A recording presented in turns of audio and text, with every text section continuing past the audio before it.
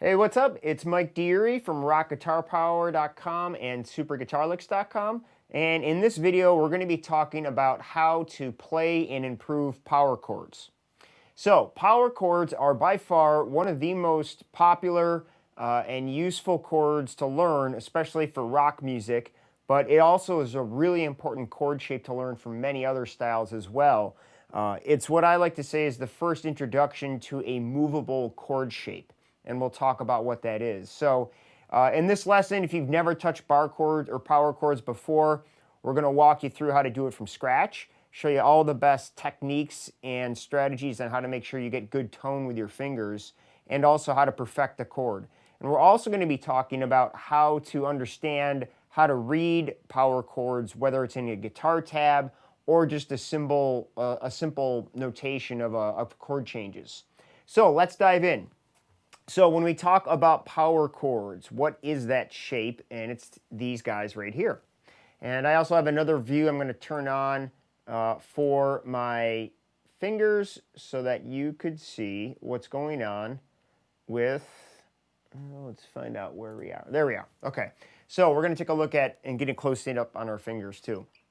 So let's talk about power chords. If we look at these shapes, they're movable shapes. What you want to first understand is how to get the shape down in one position. But after we get good at that, we're very quickly going to be able to take that same shape, move it to a different fret, and be able to play a different power chord. And that's essentially the basis of how you play riff-based rock music. All right, and we'll talk about that with some examples. So let's take a look at how to make sense of the charts that are in front of us. So the first thing we're going to do is, since these are movable, we could start them anywhere.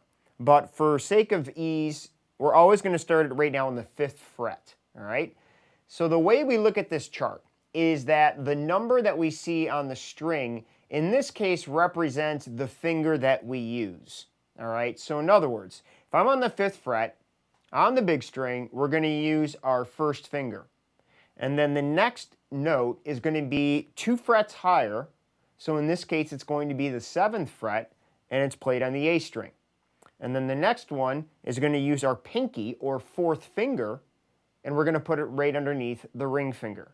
All right? So we have this chord shape here, and if you can associate how the chart that you see, you come to this, that's what we want to do. All right? Now, this chord is able to be played on the E string. In other words, the root is on the E string. My first finger is where the root note is. And we'll talk about that in a second.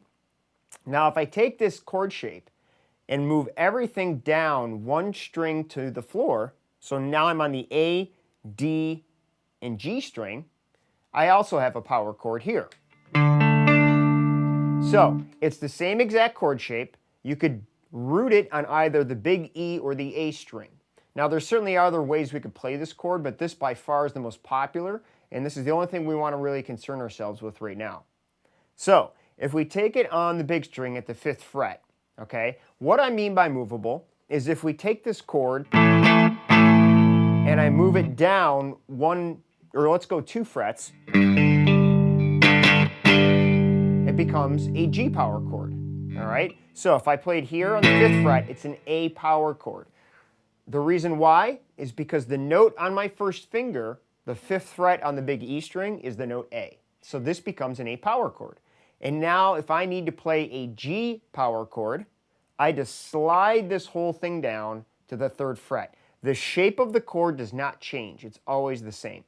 And now that I'm on the 3rd fret, because the 3rd fret on the big string is a G, this becomes a G power chord.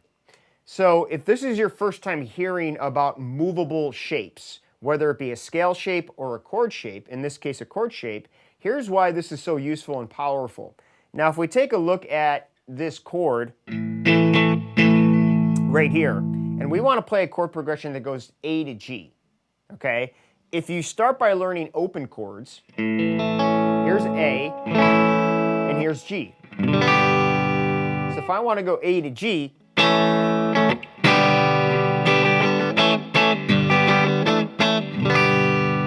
right, and you can tell they're 2 totally different shapes. Now, if I want to play an A to G as a power chord,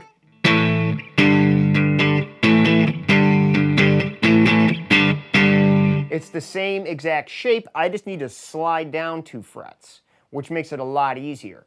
Now, a power chord is different from an open chord. So they are a little bit different, but the basic idea of a power chord, and I'm not going to go into a deep theory lesson here, but a power chord is created by taking 2 notes from a scale. You take the first note and the 5th note. So if I have an A major scale, and I take the first note, which is A, and then I count 5 notes up. 1, 2, 3, 4, 5. The 5th note is a D.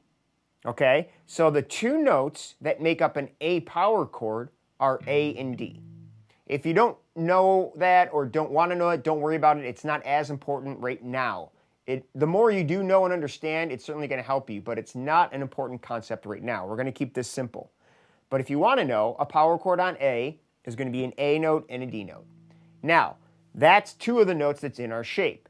Those 2 notes technically will make a power chord. Okay, there's only 2 notes in a power chord. It's pretty much the most simple chord because a chord is anything that combines 2 notes together, 2 or more. So this is pretty much the simplest chord that we could make. When we add the pinky, where it goes, which is one below it, this note here is the same exact note as the first finger. It's just an octave higher. So both of these notes are A. And that still counts for 1 note in terms of how a chord is built. If you have 5 A's, or you tune every string to E and you strum it, you're still just going to get 1 E. You're going to have them in different octaves, but just because you have more of the same doesn't change the chord type.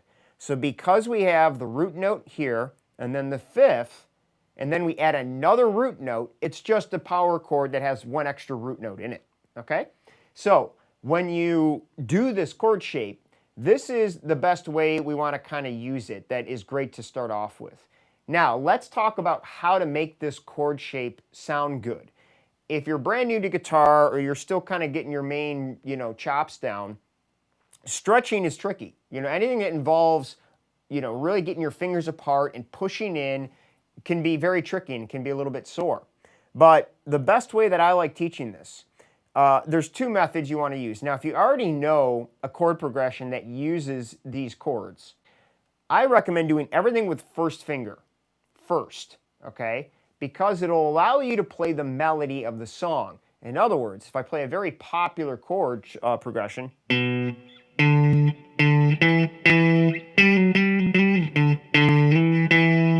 okay? Pretty obvious. It's Iron Man, Black Sabbath.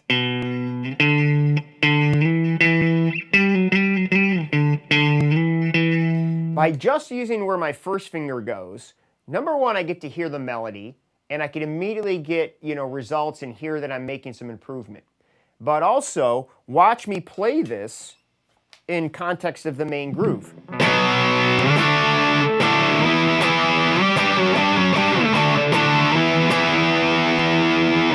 Okay, my first finger is always going to move to the to where the root note is. So by playing it like this, or by playing it with a full power chord, my first finger is pretty much doing the same thing.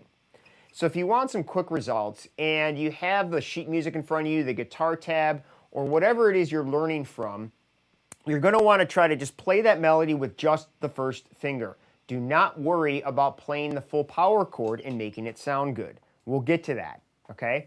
And by the way, the other thing to note about power chords, when I'm on an electric guitar with a clean tone, or if I'm on an acoustic guitar, they sound a little bland. They're not the most exciting chords. Okay, there's only 2 notes in them, so there's not a whole lot of harmonic content to really, make things sound exciting. However, when I use distortion on an electric guitar,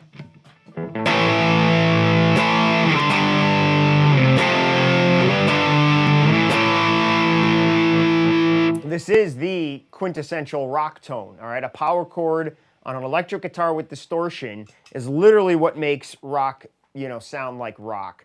So that's something that's really fun to kind of work with, depending on what kind of guitar you work on. But what we're going to talk about now about technique and getting this to sound good, is going to be true for any guitar that you work on, whether it's acoustic, nylon, classical, electric. It's all going to be the same thing that we want to focus on to get this sounding good. So we talked about using the first finger to move so you could at least play the melody and get the chord progression down. But let's say now what we want to do is get good at playing this chord. So before you try worrying about playing all the strings at once and create some, monstrosity of a sound, you want to try to play one string at a time. Okay, so for now, when we're always learning this and practicing this, you want to make sure you play one note at a time. And make sure the notes ring out and keep ringing out. I'm going to keep re-emphasizing this idea. Now, because this is a bit of a stretch, the thing I like telling people to do is, first off, if you look at my ring finger and pinky, I actually like putting these down first and getting them in place. Because if you get those where they need to be, it's easier to just navigate the first finger and move it around. Whereas vice versa, you got a lot more going on if you're trying to put this down first and navigate these fingers. Now, the first thing I'm going to say about using these fingers is that you want your ring finger and pinky to be very tight together. Okay, if I bring it down here, there we go.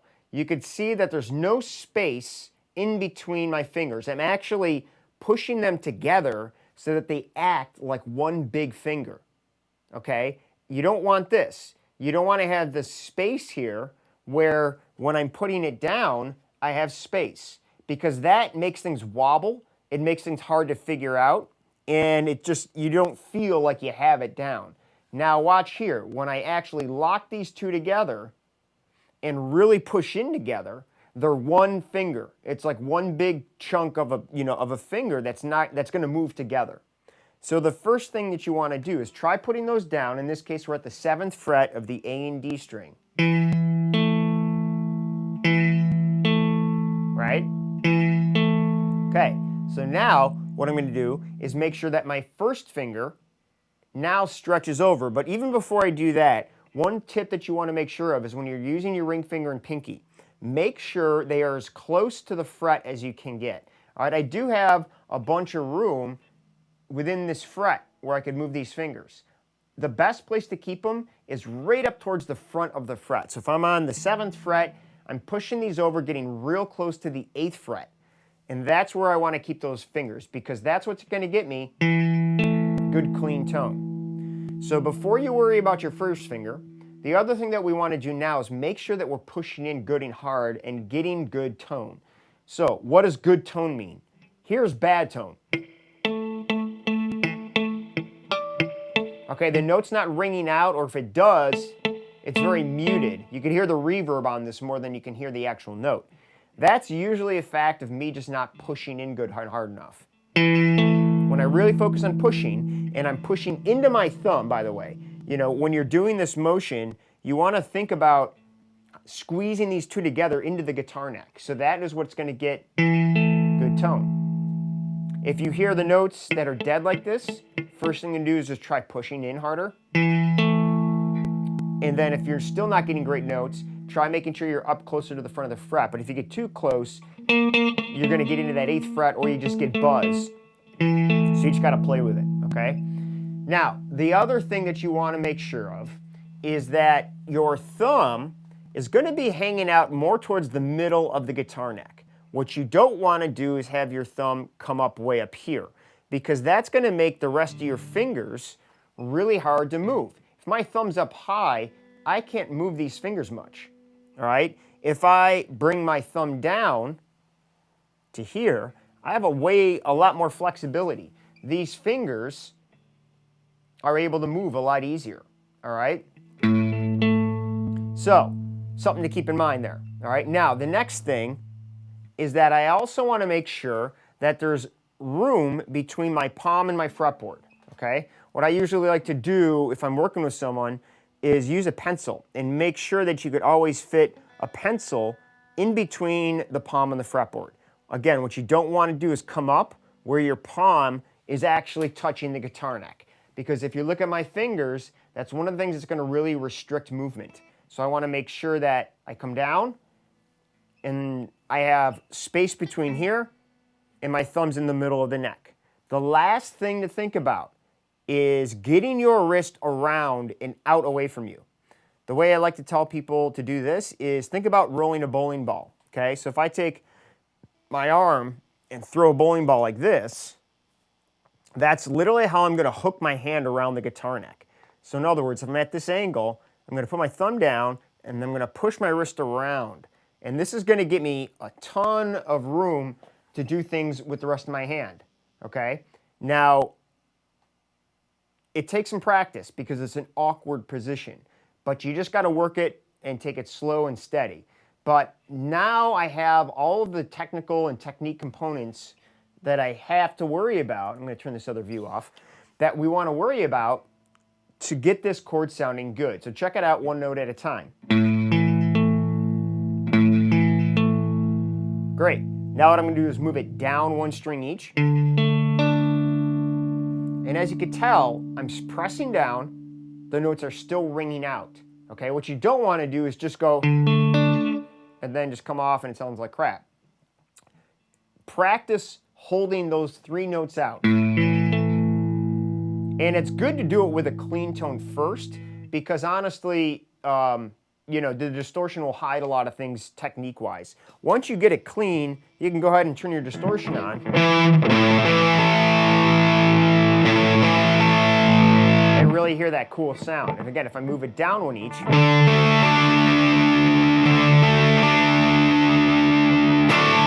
it sounds good. So, the next thing we want to talk about is how to now strum this as a full chord, okay? Now, most people want to jump right to doing this. Understandably, it's the fun part of it all. But what you'll likely encounter is probably something like this.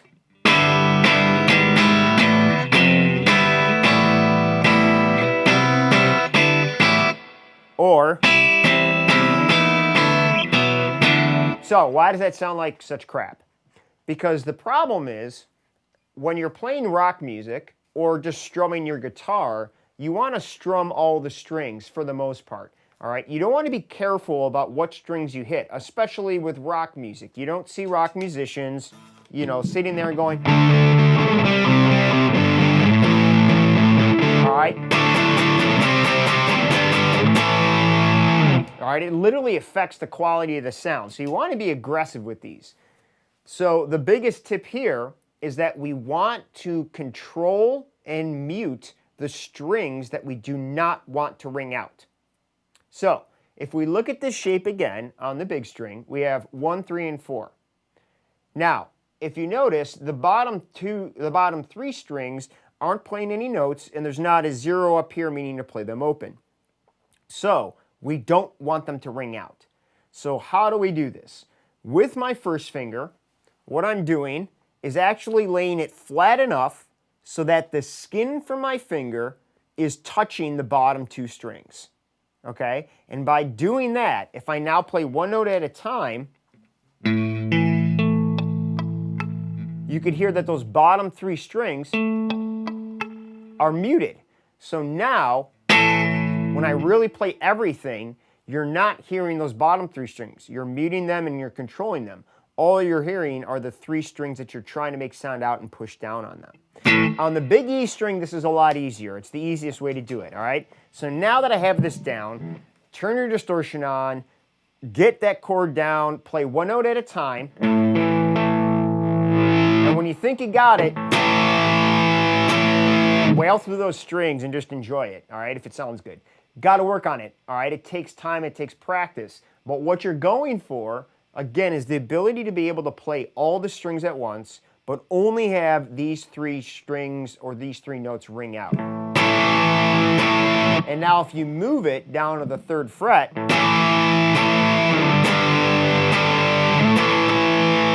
you can hear now that that chord, the sound of that chord is there. It's now becomes movable so that you could just take the shape and move it. Now, the next thing is if we want to play this on the A string as a full chord, or strum it as such. What happens on the A string that makes it a little more difficult, it's the same idea. I'm going to use the back part or the bottom part of my finger here to lightly touch the strings. I'm not going to push in to make them actually ring out. That's what we talk about with bar chords. But with a power chord, I just want to lay my finger flat enough so that the skin touches the bottom 2 strings. And then again, those 2 notes don't ring out. They're muted. Okay? Now, the new thing, though, that's tricky is the big E string. Okay? If I don't do anything, that note keeps ringing out. And that's going to, because it's big and thick, it's a louder note than most other strings, than all strings. So that's going to overpower your chord. So the trick here is that I'm actually going to use the tip of my first finger, and I'm going to lightly touch the top E string. Okay? So my finger there is going to lightly touch, and now when I play it, you can see that that note does not ring out. There's a bit of a little harmonic, but now when I play it, you're not going to hear the big E string. It's going to be muted. So doing these on the A string is a little trickier, but it's totally possible. If we take this chord and move it now,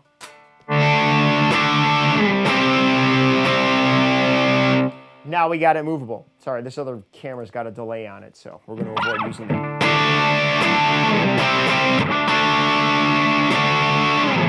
Okay, so that is how we are now able to take this chord shape and move it around.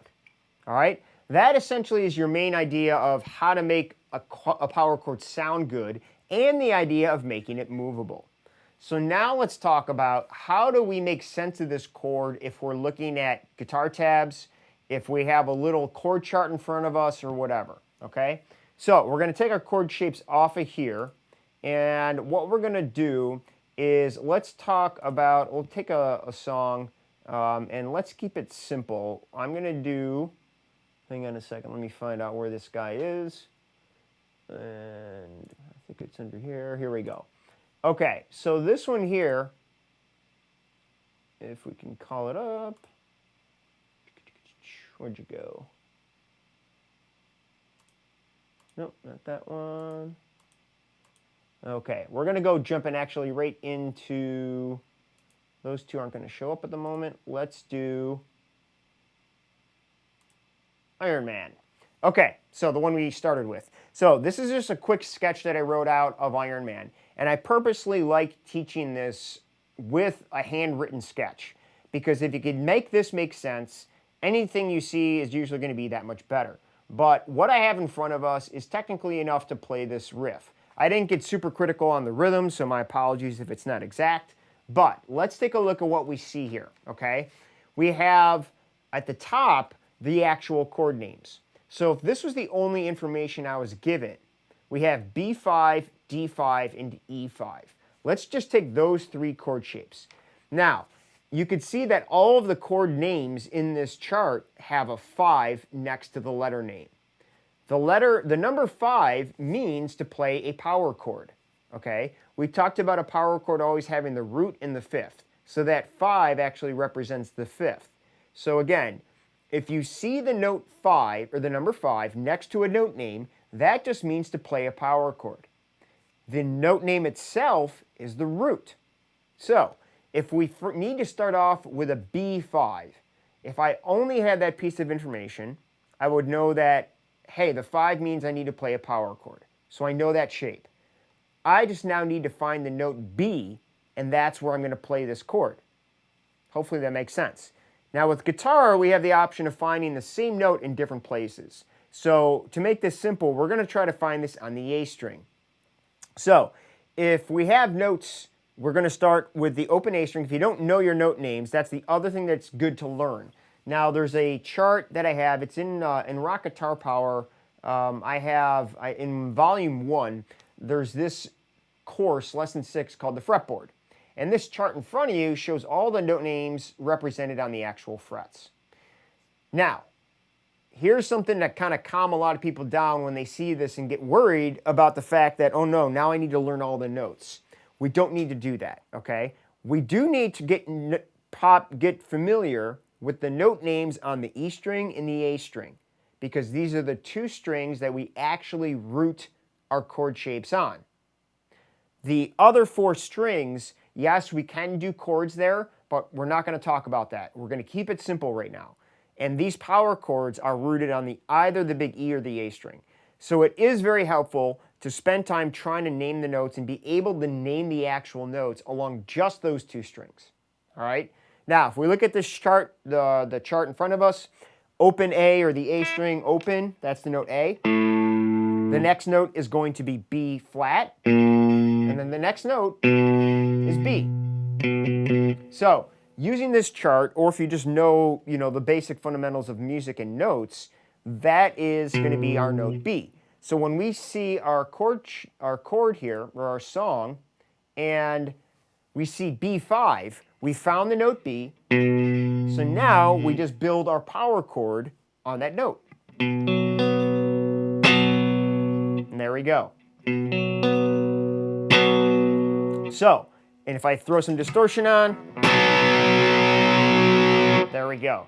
Now remember how we talked about starting off with just using our first finger.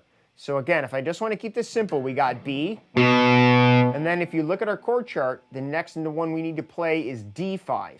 So again, it's going to be the same shape. I just need to find the note D. And if we move up from B, we have B, C, C sharp, D. Okay, so the 5th fret is the note D. So if I play my first two chords, all right, or if I just use one note,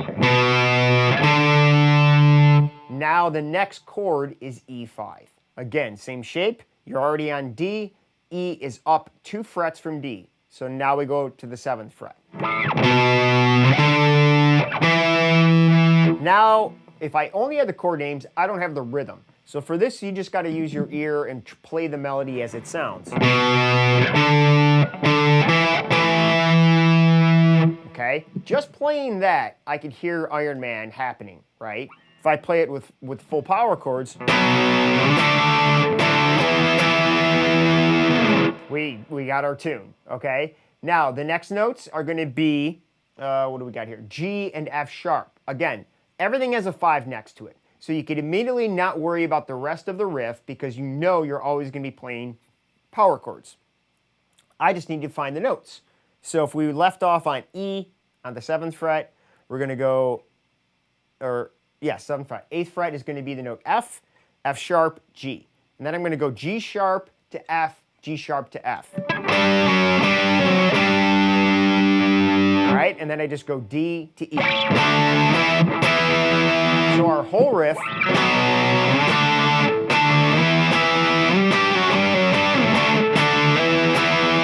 and of course there's some sliding there, but I'm not going to go crazy talking about that right now. We just want to stick to fundamentals. So hopefully now, if you could see how that if I only had the chord names, I could, because most people are going to be familiar with this song, you know the rhythm, and you were able to play with the melody first, and then you get good at the chords. Now, if you look at the actual guitar tabs, okay, those are all the numbers on the lines. Now, if you look at most tabs, they do not show what fingers you should be playing or using. Sorry. The numbers on the lines represent the frets on the fretboard. So when I see 2, 4, 4, I have the 2nd fret down on the 2nd string, or in this case, the 5th string, it's the A string. And then I have the 4th fret down on the next string, and then the 4th fret down on the string below that. Okay, so you just got to know from the previous, lesson that we just did that you're going to use these 2 fingers to play those 2 frets. But from now on, when you're looking at the guitar tab, the number represents the fret that you play on that string. So if we go 2, 4, 4, and then we go to 5, 7, 7, that's how looking at this makes sense. Again, if you don't know the rhythm, even though I did write a rhythm below this, even if you didn't know or have the rhythm information, if it's a riff or a song that you're familiar with, use your own ear and say, does this sound like it? Or how do I make it sound like this? Okay, so there you go. That is how we're putting this all together. And if you look at the rest of it, you got 10, 9, 10, 9, and then you're going to 5, 7.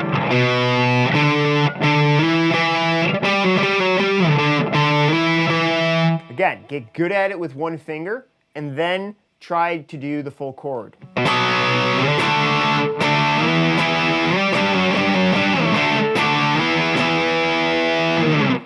There we go. So that's it. I mean, they're a very simple chord shape.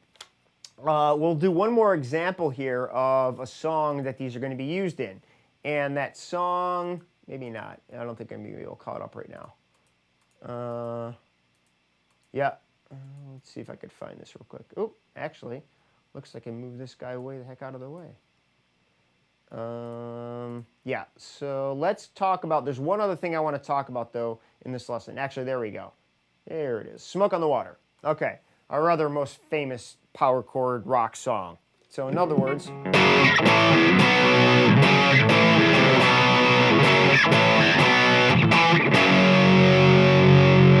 All right, there it is. So, again, everything's a power chord. If you look at the note names up top, everything's got a 5. So that's going to be one less thing I need to worry about. It's always going to be the same shape. I just then need to look or figure out where those notes are. Or if I have the tab, I can just look at the numbers, all right?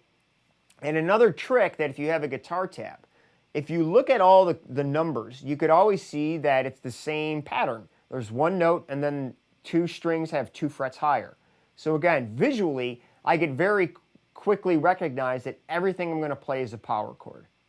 So if you see that, all you really need to focus on is the bottommost number or the bottom string. So in other words, in this case, I'm going to look at 2, 5, 2, 2, 5, 2, 2, 5, 2, 5, 2. Again, I'm trying to be able to play that melody with one finger so that I can keep it simple and hear the song happening, and that makes it exciting. It makes you more interested and excited to play the whole thing correctly. So get good at that one finger.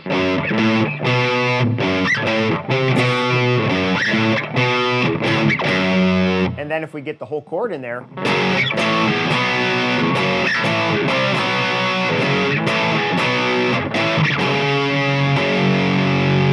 and there we go. So that is the basic idea of power chords. That is also an example of how you could use tabs and a couple of examples of these power chords in use. One other thing I wanted to touch upon before we end the lesson here is talking about why these are also useful for getting good at other chords that are going to come up. Those being bar chords. These 2 shapes now is a major and minor bar chord on the E string. This is now, if you wanted to play A to G properly as chords, remember when we started, we did A to G, okay? And when we did A power chord to G, power chord, it's not the same notes. It's a power chord, not major chords. If I take this first shape that we're looking at, and I'm not going to go deep into this because this is not about a power chord lesson, I now have another movable bar chord, a movable shape, that's a major chord, not a power chord. And if you look at my hand, it's very similar to a power chord. In fact, the first 3 notes are the same exact notes that are in a power chord.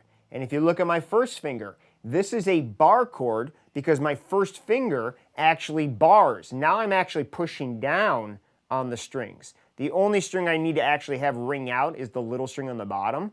But by using the technique we talked about throughout this lesson, about how to keep your finger flat and have it touch all of the strings, you're going to be that much, more prepared to play a major chord the right way. Then the only other thing here I need to do is put my middle finger down, okay? So major and minor bar chords are going to give you that next level of technique and ability to play even more things, okay? So learning these power chords good are going to make learning other future bar chords a lot easier, okay? So that's everything we got for power chords. The other thing too, actually, to mention, because I had some other people ask me questions about, using power chords instead of other chords. Now again, most chords have more than 2 notes. A power chord is the only chord with 2 notes. It's the root and the 5th. Many, many, many other chords that you play also always have a root. It might leave it out for the sake of a different chord voicing. It might not play the root note as the lowest note, but most chords have the root note in it. All right, and they also usually have the fifth. So the power chord can be a simplified substitute. All right, if you're not really able to play the full chord that you're seeing in your music, using a power chord is a way to kind of play a very simplified version of it. It doesn't work for a lot of stuff. If you have jazz music, for example, that have chords with a lot of notes in them, then it becomes a little tricky. They don't sound a whole lot of what you should sound like. But it is a good way if you have anything like a major or a minor chord. Those two chords only have 3 notes in them. So because they're still pretty close, a power chord is, I don't want to say a substitute, but it can be a way to play the same thing easier if you're not yet ready to play the full major or minor bar chord. So hopefully that makes sense. It depends on your style of music, how easy they'll be to substitute. You know, just pop music, folk music, these pretty much just use major, minor bar chords. You know, blues is going to have 7th chords, so they're not going to sound as bluesy. But again, if you just need to figure something out so that you don't sound like a total, you know, like you're totally bombing, it's at least enough for you to get through a progression as long as you're playing the right root notes. Country music mostly uses major, minor chords, but again, it depends. If there's styles of music that have, you know, more broken up notes and more going on, they're going to be trickier to fully substitute. But by all means, if it's rock, that's the chord you're always using with your distortion and everything else. And again, for pop and other, you know, for folk music, you're using major, minor bar chords a lot of time, or open chords. So learning these is going to be a way for you to really get better at knowing how to play other styles of music, and it's a way for you to simplify those other styles of music until you're ready to really start digging into the way they should be played. So hopefully that helps. Get out there, have some fun, and play some power chords. We'll see you soon.